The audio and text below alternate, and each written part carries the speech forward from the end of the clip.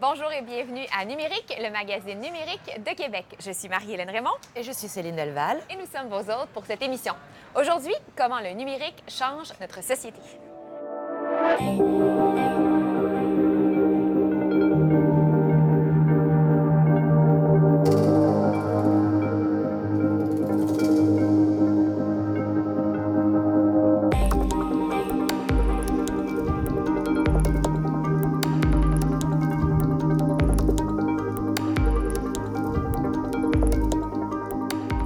Bonjour tout le monde, bonjour Marie-Hélène. Bonjour Céline, comment se passe ton WAC jusqu'à présent? Très bien, écoute, je suis toujours ravie de revenir ici et puis je retrouve plein d'amis et puis il y a de super 5 à 7. Ouais, les 5 à 7, c'est un moment fort. Pour les gens à la maison, bon, le WAC, c'est pas que des 5 à 7, même si c'est très intéressant. Il y a aussi, dans le fond, toute une semaine numérique qui se passe ici. Le WAC, c'est 3 jours. La semaine numérique, c'est 10 jours d'activité.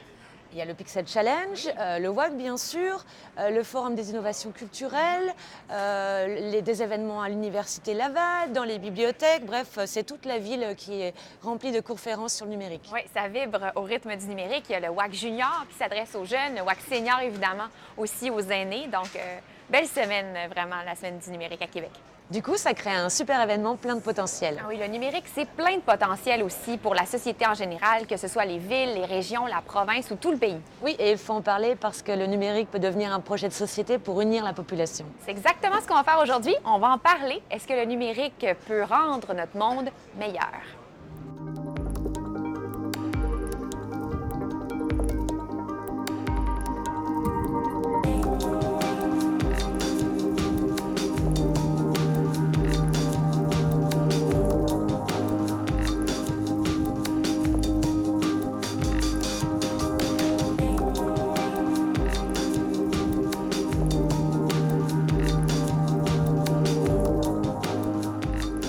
Ces dernières années, vous avez sûrement entendu parler du concept de ville ou de communauté intelligente.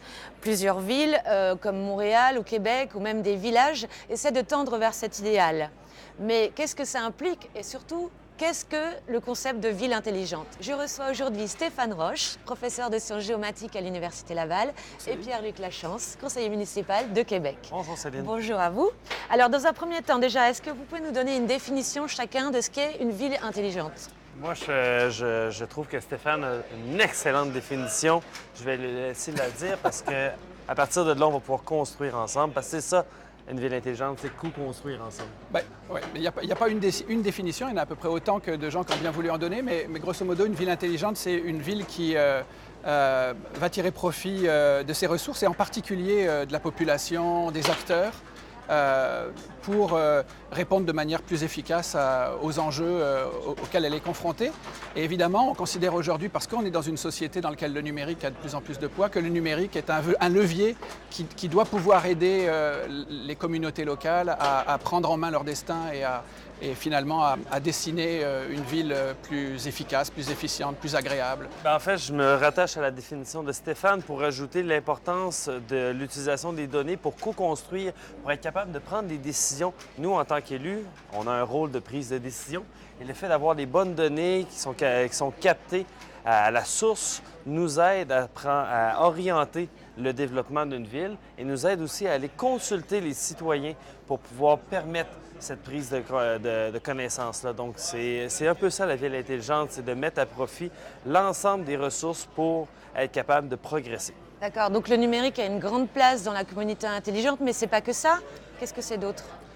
C'est d'être capable de mettre justement les citoyens, parce que oui, on peut utiliser le numérique pour consulter les citoyens, les rencontrer, co-créer des projets avec eux, mais il faut aussi des fois se rendre sur place et dessiner avec eux, mettre des planches à dessin, faire des assemblées publiques. Donc, il n'y a pas juste la notion d'utiliser le numérique, mais il faut être capable de présenter aux gens pour qu'ils comprennent. Il y a un rôle de vulgarisation, je pense, Stéphane. Oui, puis je crois qu'il ne faut pas confondre le numérique et la technologie. C'est-à-dire qu'à mon avis, le numérique a une place importante, mais pas seulement comme pourvoyeur de solutions, mais aussi dans la façon nouvelle qu'il nous qui nous offre de voir les problèmes, d'aborder les problèmes de société. Je pense en particulier aux enjeux d'ouverture, de transparence, à cette idée de mise en réseau. Et tout ça, ça peut s'appuyer sur des infrastructures technologiques, mais ça peut aussi juste s'appuyer sur une nouvelle manière d'envisager, par exemple, la relation entre la gouvernance administrative et politique et les enjeux de participation citoyen, la façon dont on regarde les enjeux de la ville à différentes échelles, de façon moins saupoudrée qu'on a pu le faire, mais plus en interaction, donc cette idée de réseau, etc. Donc, c'est pour ça justement à la Ville, on vient de créer le service d'interaction citoyenne, inspiré beaucoup des démarches qui ont été faites à Calgary, qui ont été faites à New York, à Boston. Donc, c'est vraiment comment interagir avec le citoyen avec différentes facettes. Le téléphone, le courriel, les formulaires en ligne, le site web, les médias sociaux, même la poste quand on a allé rejoindre les gens. Donc, c'est cette espèce de mix-là qui fait finalement la ville intelligente et qui permet de bonifier la relation avec le citoyen. D'accord. Justement, quel est l'apport pour le citoyen? Bien, c'est d'utiliser différents canaux. Comme par exemple, tantôt, on parlait de co-construction, de se déplacer dans une assemblée et de réfléchir ensemble à des projets. C'est pas tout le monde, des fois, qui a le lundi soir de libre ou un samedi matin de libre pour participer. Bien là, peut-être que l'utilisation d'un outil numérique devient un levier pour aller rejoindre une population qui n'aurait pas participé normalement. Puis moi, je pense que l'enjeu, il est majeur, tout simplement parce que, qu'on le veuille ou non, qu'on s'en félicite ou alors qu'on le regrette, le numérique va envahir la société, nos villes, nos vies, et puis ça ne va certainement pas s'arrêter. Donc de deux choses l'une, ou bien on le subit, et les villes, les administrations municipales ne prennent pas leurs responsabilités en incitant les citoyens à améliorer leur niveau de littératie numérique, ou bien au contraire, les villes se dotent d'une stratégie numérique parce qu'au fond, une ville intelligente, ce n'est pas grand-chose d'autre qu'une ville qui a décidé d'accepter le fait que le numérique est une force de transformation radicale de nos sociétés et décide de se doter d'une stratégie numérique. Donc c'est essentiellement ça. Et donc ce que ça apporte aux citoyens, ce que ça devrait leur apporter, c'est la possibilité de ne pas rester sur le bord de la route, mais au contraire, de s'impliquer dans cette société avec les outils et les connaissances dont ils vont avoir besoin. D'accord. Vous parlez beaucoup de villes intelligentes, mais est-ce qu'une communauté rurale aussi peut devenir intelligente? Absolument, absolument. Oui, ce matin, là, je parlais à la Radio-Canada Sept-Îles parce que c'était ça l'interrogation à l'émission, c'est de se dire est-ce que des communautés comme celle de la Côte-Nord ont une place à jouer dans le numérique? Et oui, effectivement, mais là, il y a un enjeu majeur, public, de volonté politique publique, parce qu'il est certain que ça ne sera sans doute pas le rôle des grandes entreprises privées que d'aller investir dans des territoires où la rentabilité est sans doute pas au rendez-vous. Ouais. Mais dans le Devoir aussi, hier, il y avait un article sur la nécessité, par exemple, que les infrastructures numériques soient publiques. Et donc là, il y a une responsabilité publique, mais à tous les niveaux. Au niveau fédéral pour le Canada, au niveau provincial, au niveau des régions, au niveau des villes. Et si chacun articule pas une volonté et une politique assez efficace, on risque effectivement de voir une société à plusieurs vitesses et de voir des enjeux de justice spatiale majeurs. OK. Donc...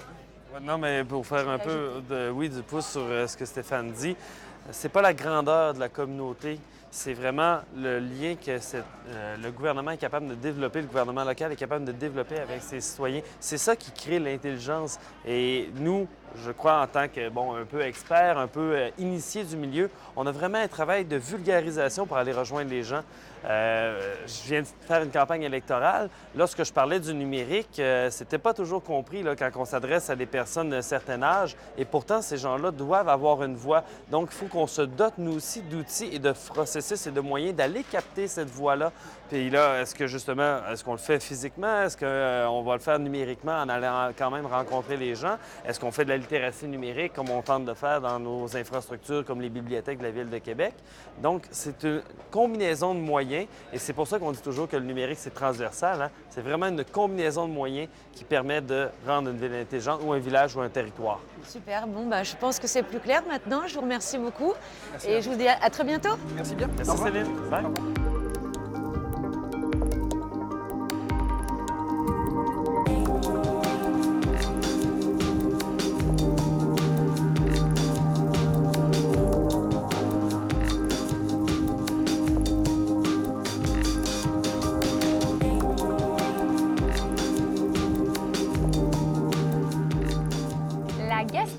est une belle et grande région qui devient le lieu d'expérimentation pour la gouvernance numérique. Voyons comment et pourquoi avec Jean-François Gauthier, qui est président-directeur général de l'Institut de gouvernance numérique. Bonjour, merci d'être ici. Bien, ça me fait très plaisir d'être avec vous. On commence par la grande question, mais qu'est-ce que la gouvernance numérique? C'est toujours la question qu'on se fait poser, puis c'est normal parce que c'est relativement nouveau. La gouvernance numérique, c'est tout simplement un principe de permettre aux citoyens, de permettre aux gens, de permettre aux parties prenantes, par leurs idées, de venir aider à prendre de meilleures décisions pour les organisations. Donc, c'est une approche qui est inclusive, qui veut faire en sorte qu'on utilise les informations, les idées des gens qui sont concernés par des politiques, par des programmes, à venir s'impliquer dans ces décisions-là pour faire en sorte qu'on puisse, à terme, prendre de meilleures décisions, mieux éclairées par les données probantes que ces gens-là vont nous fournir. Quand on dit les gens, c'est tout citoyen? Tout citoyen, toute organisation, toute personne qui vit sur un territoire est en droit de pouvoir participer aux décisions qui les concernent. Ça, c'est un mouvement qui est mondial, qui est incontournable et qui doit se mettre en place progressivement. Donc, c'est basé sur des principes de transparence, de participation et de collaboration, qui sont les grands principes de la gouvernance ouverte. Donc, quand on parle de gouvernance numérique, pour nous, on parle de l'utilisation du numérique pour aller vers une gouvernance ouverte. C'est vraiment l'idée d'ouvrir nos données, d'ouvrir les livres pour faire en sorte que les gens sachent comment se prendre les décisions, comment se dépensent les fonds publics et faire en sorte qu'à travers cette transparence-là, les gens s'impliquent dans la prise de décision et faire en sorte qu'on puisse vraiment structurer une démarche qui va être porteuse d'avenir. En quoi c'est important pour la Gaspésie particulièrement, puis en quoi la Gaspésie se démarque? Bien, c'est une excellente question. La Gaspésie, pour moi, c'est un territoire qui est tout à fait propice à ce type de démarche-là. Pourquoi? Parce que la Gaspésie est une région qui est en obligation d'innovation. On est vraiment en face d'un territoire qui est très, très vaste, où il y a des enjeux de vieillissement de la population qui sont très importants, des enjeux aussi d'exode des jeunes, maintien des jeunes en région. Et si on veut, la Gaspésie, c'est le territoire idéal pour expérimenter de nouvelles approches, parce que si ça marche en Gaspésie, il y a de fortes chances que ça marche partout ailleurs au Québec. À cause des contraintes géographiques, à cause de la réalité du territoire, qui est tout à fait particulière, mais c'est un territoire extraordinaire au Québec. Laboratoire parfait. Un laboratoire parfait. Puis c'est pour ça qu'on veut faire en sorte d'utiliser ce territoire-là dans le contexte où la région, il faut le savoir, c'est la seule région au Québec qui, en 2012, a fait déjà une réflexion puis avait une stratégie numérique. 2012. En 2012, qui était portée à l'époque par la CRE, la Conférence régionale des élus, et qui malheureusement, suite à des décisions gouvernementales, a été abolie. Mais aujourd'hui, il y a un organisme qui s'appelle le Technocentre Gaspésie-les-Îles, qui a reçu le mandat, ensuite au travail qui avait été fait en 2012, d'actualiser cette stratégie numérique-là. Et nous, on accompagne le Technocentre avec quelqu'un que vous connaissez, je pense, Annie Chénier. Annie Chénier, tout qui à travaille fait. avec nous sur le terrain pour Annie faire en sorte qu'on puisse actualiser cette stratégie-là. Ça veut dire quoi? Ça veut dire une stratégie numérique, là, le grand défi qu'on a, c'est de faire comprendre à tout le monde que quand on parle de ça, là, on parle nécessairement de l'avenir. Quelles sont les décisions qu'on doit prendre maintenant pour être capable d'organiser le vivre ensemble de demain? Ça concerne tous les secteurs, peu importe le domaine dans lequel on est. On ne peut pas parler d'avenir sans aujourd'hui avoir des questionnements sur les grandes transformations qui se vivent dans la société. Puis quelles sont les décisions qu'on doit prendre par rapport à ces grands changements-là qui se vivent? Le monde change. Les régions sont impactées par ça, des problématiques de main-d'œuvre, etc. Tout se transforme. Donc, il faut qu'on réfléchisse, mais pas n'importe comment. Nous, la démarche qu'on propose, c'est vraiment une démarche structurée pour être capable de se poser les bonnes questions, pour faire en sorte qu'on les mette sur la table. Par exemple, au niveau je donne un exemple, au niveau des infrastructures, bien, quelles sont les décisions qu'on prend pour être en sorte de maintenir un accès correct? Parce que si demain, les gens n'ont pas accès au web, bien, comment peuvent-ils pouvoir capitaliser sur les outils asynchrones qu'offre le numérique si on n'a pas d'accès? L'accès à l'information. Si on n'est pas capable de payer pour cet accès-là, parce que c'est une question de pouvoir payer aussi. Actuellement, avec les qualités qu'on a, on est dans des endroits dans le monde où ça coûte le plus cher pour les services Internet, pour un des endroits où c'est le pire service qu'on a. Je sais que les compagnies de télécom ne m'aimeront pas, mais c'est d'une réalité. Non, c'est ça. Il faut qu'il y ait un débat là-dessus pour dire, à partir de ce qui se fait ailleurs dans le monde, il y a bien des endroits qui sont en train de réfléchir à des approches de nationalisation des infrastructures de télécommunications. Bien, est-ce que c'est le choix qu'on veut faire? Il faut se la poser, la question, pour être en mesure de se poser, quand je parle des vraies questions, c'est des questions de cette nature-là. Comment on fait pour se doter les moyens de nous, ce qu'on appelle gérer l'information pour le bien commun?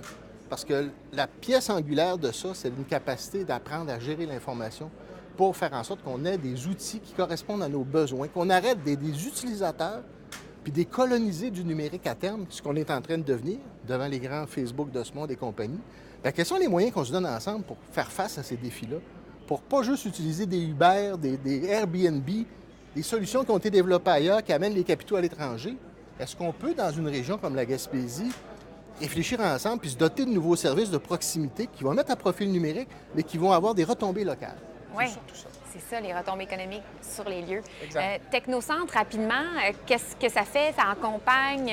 Exact. Le Technocentre, c'est l'organisme qui fédère les entreprises dans le domaine des TI, mais aussi plus largement, qui est mandaté par les 5 MRC du territoire pour faire ce travail-là, ce grand travail de mobilisation qu'on veut faire au cours des prochains mois, aller chercher les idées des gens, organiser tout ça, concerter les acteurs pour concevoir ce plan d'avenir-là pour la région de la Gaspésie. C'est eux qui ont ce mandat-là. Je suis certaine qu'il y a des gens à la maison là, qui vont dire l'exode rural, non, l'exode urbain. Moi, je m'en vais en Gaspésie. C'est là que ça se passe. Merci beaucoup, M. Gauthier. Ça m'a fait plaisir. Merci. Merci.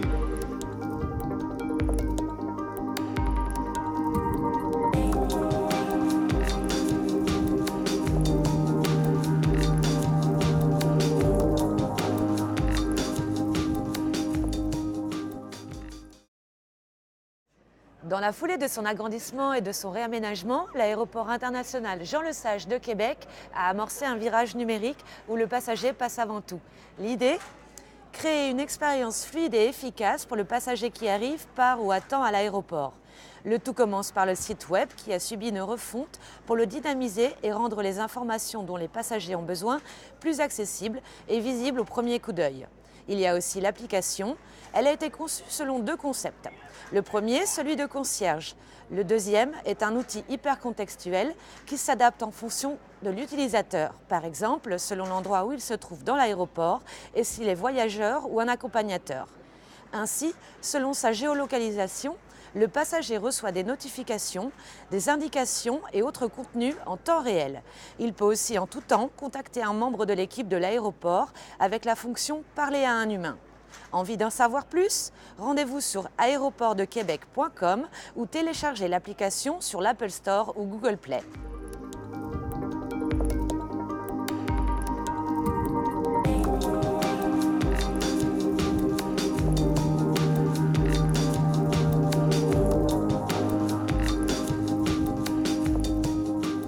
Depuis son lancement en décembre 2017, on a beaucoup parlé de la stratégie numérique du Québec, grand projet de société, mais concrètement, qu'est-ce que ça va changer dans nos vies? Pour en parler, j'ai avec moi Martin Boucher, qui est directeur des communications numériques gouvernementales. Bonjour, merci d'être là. Bonjour. Martine Rioux, directrice générale de Québec numérique. Merci d'être là aussi. Merci. Alors, on va parler du concret, c'est important. On parle de grandes idées, on parle de mesures. Mais commençons d'abord avec Martin. Tiens, est-ce qu'il y a un exemple concret? Je pense que dans le fond, la direction des communications numériques gouvernementales, c'est un bon exemple de... Oui, la direction des communications numériques gouvernementales est responsable de la mise en œuvre de la stratégie de communication numérique du gouvernement du Québec, qui s'inscrit dans la grande stratégie, la grande stratégie numérique du Québec. Puis une des mesures phares et concrètes, c'est la mise en commun ou la convergence de l'ensemble des sites web des ministères et des organismes et des services gouvernementaux dans une plateforme gouvernementale unifiée. Donc, on prévoit rassembler environ 1000 sites web en une seule plateforme. Ça, c'est concret. Parce que là, le citoyen, au lieu d'aller dans 12 sites différents pour trouver son information, ça va être une seule et même adresse. On peut parler de 12 sites, mais là, présentement, on parle de près de 1000 sites web, donc 1000 portails, 1000 façons d'interagir avec le gouvernement. Donc, on veut ramener un peu plus de cohérence pour le citoyen en faisant la plateforme. Grand chantier. Oui. Mais c'est pas rien quand même. Non, c'est ça! On est là, wow! Mais Martine, toi aussi, tu as des grands chantiers avec Québec numérique. Mais oui. Mais en fait, je pense qu'avec la stratégie numérique, Martin l'a dit, il y a vraiment des moyens de vouloir faciliter la vie des citoyens partout à travers le Québec, puis de rendre accessibles toutes les technologies plus concrètement aux gens. Il y a le dossier santé en ligne aussi qui s'en vient pour les citoyens. Oui. C'est un autre exemple concret. Oui. Sauf que moi, je trouve que oui, c'est super bien. La stratégie est là. On avance à plus grande vitesse, disons, au Québec maintenant. On sent qu'il y a vraiment un engouement pour réaliser la transformation numérique ici dans la province, mais il faut quand même garder en mémoire que même si on a accès à toute cette technologie-là, c'est pas tous les gens qui sont capables de l'utiliser de façon efficace et d'en tirer le meilleur avantage. On a tous les outils, mais là, on en parle souvent, la gestion du changement. On a tous les outils, mais est-ce qu'on est capable de les utiliser? Oui, c'est ça. Puis on pense beaucoup aux jeunes qui sont à l'école, on intègre la technologie dans les écoles primaires, secondaires, cégep, université aussi, mais il ne faut pas oublier les gens qui sont déjà sur le marché du travail, qui n'ont jamais été en contact avec des outils technologiques à leur travail et maintenant doivent apprendre des nouveautés, des changements et tout ça. Donc, je pense qu'il va y avoir un enjeu de formation professionnelle dans les prochaines années. Oui. On parle des gens sur le marché du travail, les gens au gouvernement. Comment ça se passe pour eux? C'est un virage aussi à l'interne? C'est un virage très important. Puis d'ailleurs, on a un volet qui est l'accompagnement de la formation continue de la main-d'œuvre en communication numérique.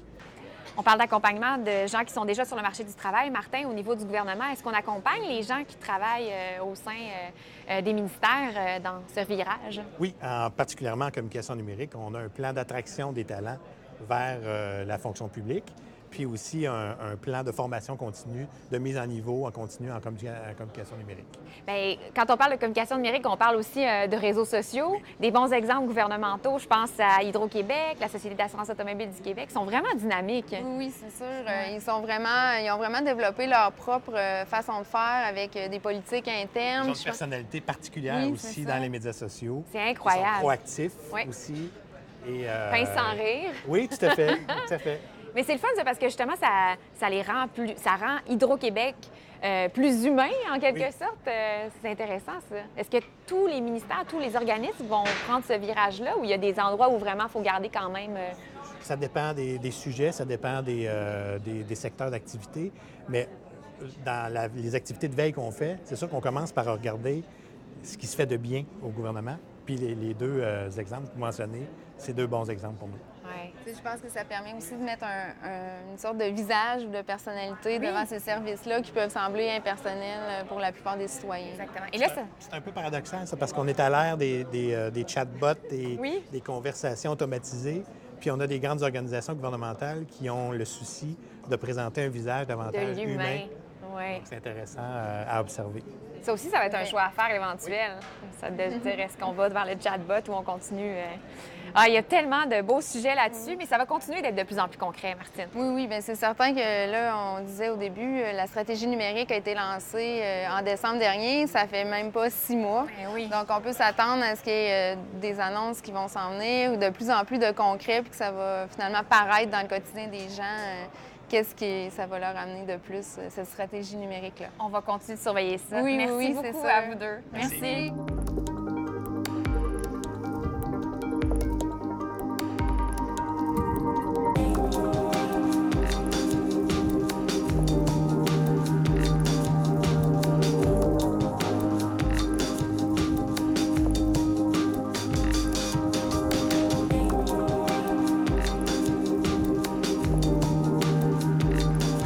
Quartier en boîte, c'est une plateforme d'achat en ligne qui permet aux gens de Québec de se faire livrer des produits qui proviennent des commerces des quartiers centraux, et ce, de manière écolo.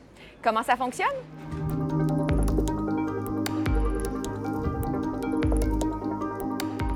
Eh bien, choisissez les produits dont vous avez envie et créez votre boîte sur mesure.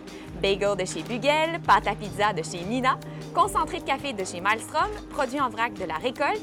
Avec plus de 350 produits disponibles, vous avez l'embarras du choix. Vous pouvez aussi choisir parmi les boîtes préconçues et thématiques, comme la boîte Lève-Tôt, parfaite pour le petit déjeuner.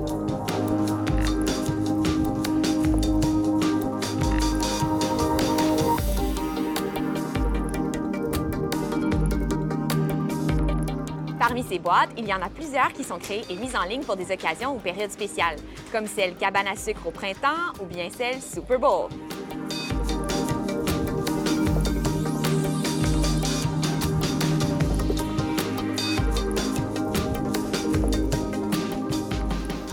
Le tout sera livré par vélo cargo ou par voiture 100% électrique à votre porte ou à l'un des points de dépôt. Une belle façon de consommer des produits locaux. Mais aussi une manière pour les commerces des quartiers centraux de Québec d'offrir l'achat en ligne à leur rythme sans trop de tracas.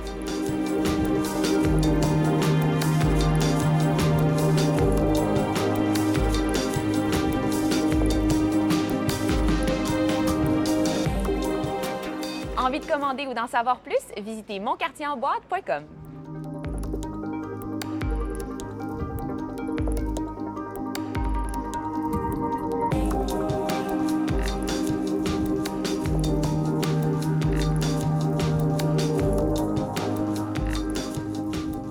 Que de belles conversations aujourd'hui, Marie-Hélène. Oui, ça a été super intéressant de voir à quel point le numérique permet aux villes, aux communautés de mettre le citoyen au cœur de leurs préoccupations. Oui, il y a plein d'outils, d'initiatives numériques et d'applications qui permettent de faire ça. Oui, la ville de Lévis notamment qui a lancé un nouveau système d'alerte. Tu peux recevoir un message vocal ou un texto en cas de situation d'urgence. Quel type d'urgence? Par exemple, avis d'ébullition d'eau, inondation, évacuation. Le gouvernement canadien aussi, son système d'alerte, ça a été lancé tout récemment. Et tu as aussi les applications des systèmes de transport qui te Oui. permettent de savoir où est le bus, s'il arrive bientôt, pour organiser au mieux ton déplacement. Exact. Comme ici à Québec, le RTC propose Nomade. Il y a aussi tout ce qui est pour l'automobiliste, là, les stationnements, tout ça. Là. Parcopédia, par exemple, parcopédia.com propose de trouver des places de parking dans plein de villes dans le monde. Oui, et ici à Québec, il y a Copilote, une application qui te permet de payer ton parcomètre via ton téléphone mobile. Surtout, très pratique, de renouveler ton parcours ou de continuer à payer si tu es ailleurs puis que tu n'as pas pensé qu'il restait plus de temps dans ton stationnement. Oh, mais c'est super, ça. En plus, il doit y en avoir plein d'autres. Il y a plein d'autres. Les ministères aussi innovent beaucoup grâce au numérique, notamment Recyc Québec qui vient de lancer son application Ça va où pour aider le citoyen justement à faire le tri dans son bac de recyclage. Il y a aussi pendant le temps des impôts Revenu Québec qui fait des séances de clavardage avec les citoyens pour répondre à leurs questions. Donc tous ces virages numériques sont vraiment intéressants. Oui, et puis on est sûr qu'il va y avoir encore des nouvelles choses qui vont se développer, c'est certain. Assurément, oui. D'ailleurs, dans le prochain épisode, on va poursuivre la discussion sur le sujet, le numérique dans la vie du citoyen. Oui, et avec tout ce qui est arrivé avec Facebook notamment, là, je sens que ça va être très intéressant à la maison, ne manquez pas ça. Non. Je suis Céline Delval. Et moi, Marie-Hélène Raymond. Et on vous dit à bientôt.